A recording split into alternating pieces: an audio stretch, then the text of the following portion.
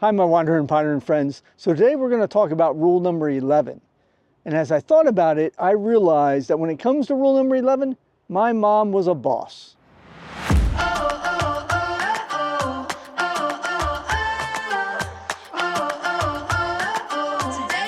So rule number 11 is get the full story before you start talking.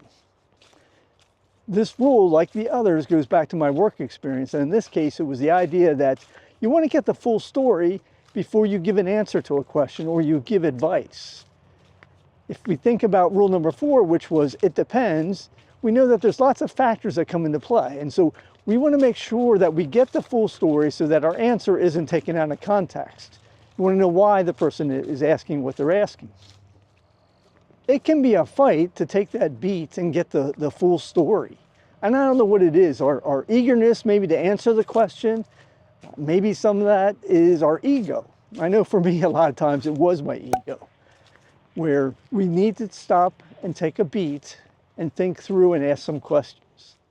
So I think one of the first times I really realized this rule was when I was asked to do some analysis of a customer situation. Now they sent in a bunch of data, the overall system. I looked through it and I came up with some great analysis, or at least what I thought was great analysis, and gave it back to them.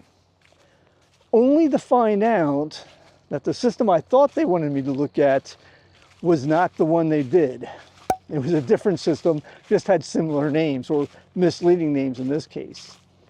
And as one of my mentors would say, Virg Meredith, the right answer to the wrong question is still the wrong answer. And so I learned that day that rule number 11 is worthwhile. It's worthwhile finding out the details and double checking and getting the full story before I gave my, awesome response. So thinking about this video, I had a lot of memories pop into my head, memories about my mom in particular. And it seemed that she knew rule number 11.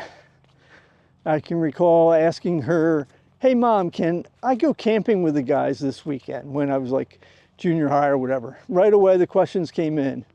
Where are you going? Who's going to be there? What are you going to be doing? Or, hey mom, can I borrow the car Friday? Mom would want to know why I needed the car. Would I fill the tank up? Because that was implied, and things of that nature. And probably one of my favorites was, I remember having to ask my mom, how do I know if I have a concussion? Well, she didn't tell me right away what all the symptoms were of a concussion and the protocols. She had some questions of her own first. And so I don't know whether it's just being a mom in general, that's a superpower, or what.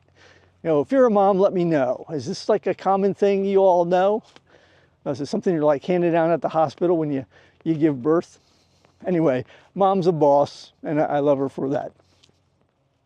So mom also knew that this rule applied to judging, that we don't judge people or things until we know the full story. And even then, maybe we want to hold off judgment. So if you're wondering where I am today, I'm at the trails at the Sycamore Bridge, and I'm standing here on the Sycamore Bridge, which is over the Owego Creek, runs south down towards the Susquehanna. Now, this is in Newark Valley. It's part of the property with the Bemet Billings Farmstead. So a museum here run by the Newark Valley Historical Society, and just a delightful little area here, especially this time of year. So if you're in the area, check it out. It's worth exploring a little bit. Rule number 11 is a rule that requires patience, but it's worth it. In ways, it's a rule that's really about things being more complex than they appear on the surface. So I'm curious, how do you handle getting the rest of the story? Do you have any hints or tips you want to share? Drop them in the comments below. I'd love to hear about it. I really appreciate all of you coming along today and joining me here. I hope you're having a great day. I want to thank you all again for your comments, subscribing. I really think we have something fun going on here, and I think it can do some good. So have a great day, and we'll talk to you again soon. Bye now.